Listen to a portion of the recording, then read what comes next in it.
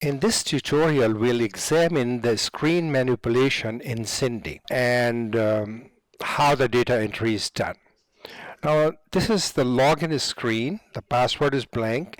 And if you hit tab, it moves to the next field.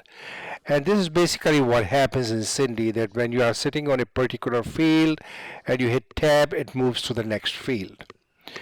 The date has been given as month, day, year. You can set it to day, month, year, year, month, day, or whatever, but it all depends on how date format has been set up in the Windows. Now, while you are sitting on this field and it's being highlighted, you can type over it, for example, 0801 2015, then it replaces what was there. The other way is that you can click this control, which is called the calendar control, and it gives you a calendar, and you can choose whatever date you want to choose. For example, September 15th 2015, and you hit tab, and then you click login to move to the next screen. Now, there are only certain formats of date which are allowed in Cindy, and we will take a look at them now. You may set up the date format in Windows as MMDDYYYY separated by slashes, where MM are the 2 digits for the month, DD are the 2 digits for the day, and YYYY are the 4 digits for the year. So December 31st 2015 could be put in as 12/31/2015, or you may choose DDMMYYYY or YYYYMMDD. You may also use dashes instead of slashes. But whatever date format you choose, that is the format that you have to use in Cindy. You may also use 2 digits for the year, for example, MM/DD/YY, so that December 31st 2015 will become 12/31/15, but it is not a good practice. So much for the date. Let's now move on. You remember on the login screen you had set up the date as 15th of September 2015. So let us click login. It gives you a warning saying you are entering future date.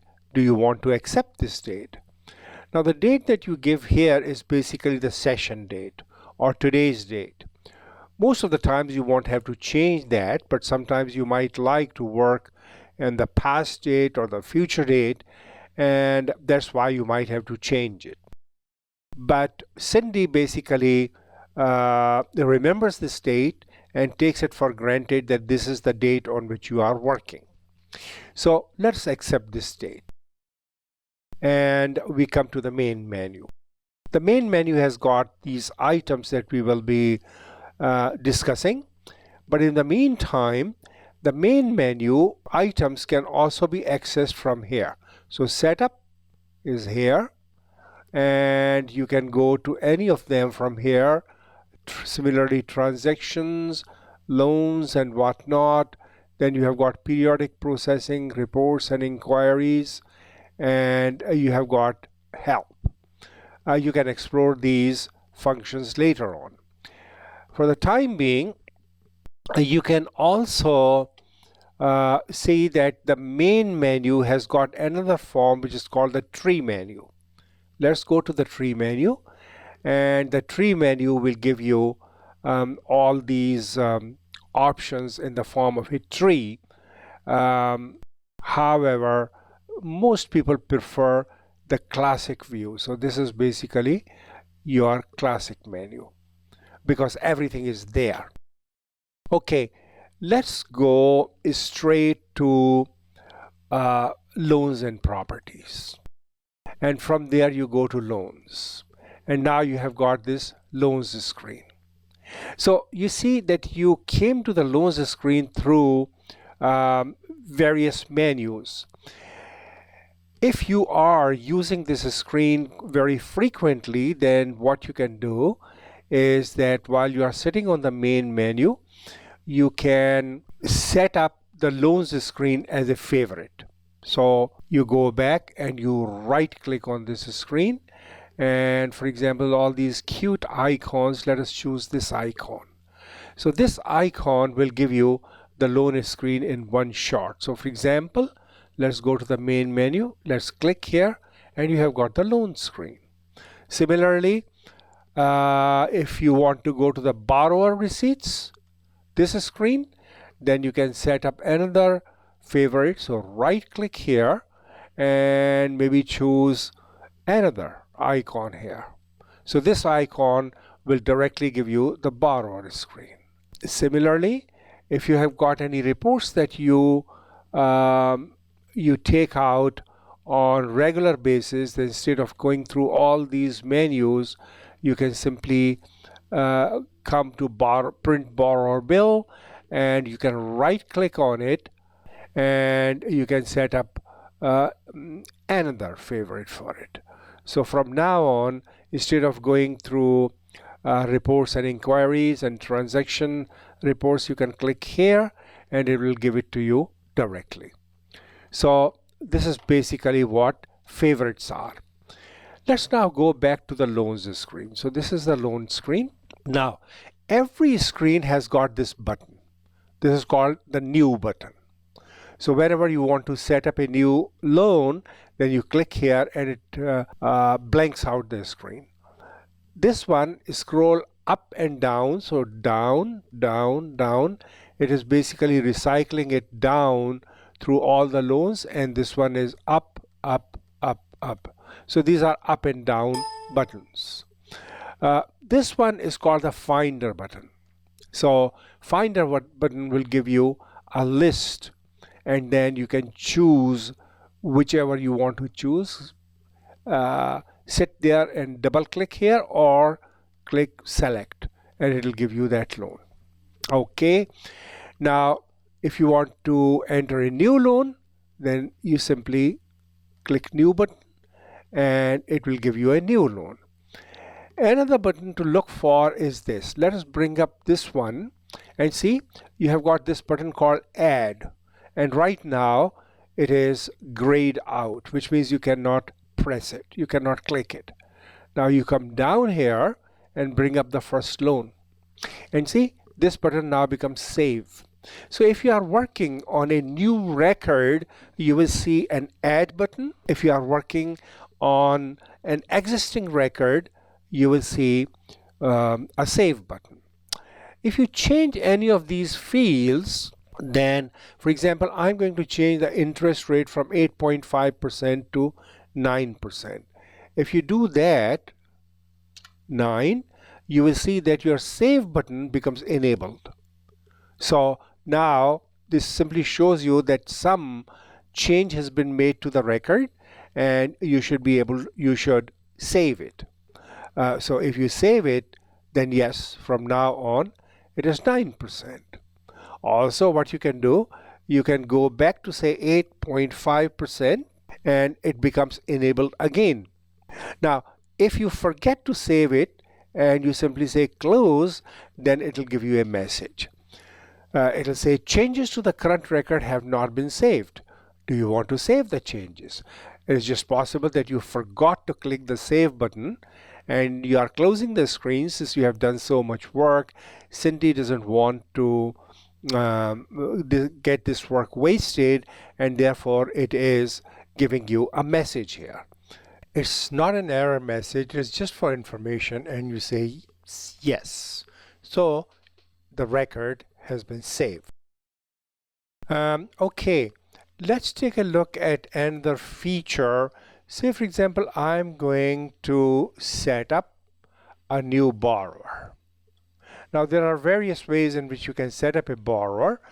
Either you can set up a borrower while you are setting up a new loan if it's a new borrower, or you can bring up this screen to set up a new borrower.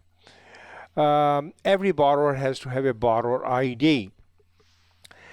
And the convention that the sample financial company uses is 3 digits for the last name, followed by 3 digits for the first name. So say for example, the borrower name is John Doe, for example. So they would say DOEJOH,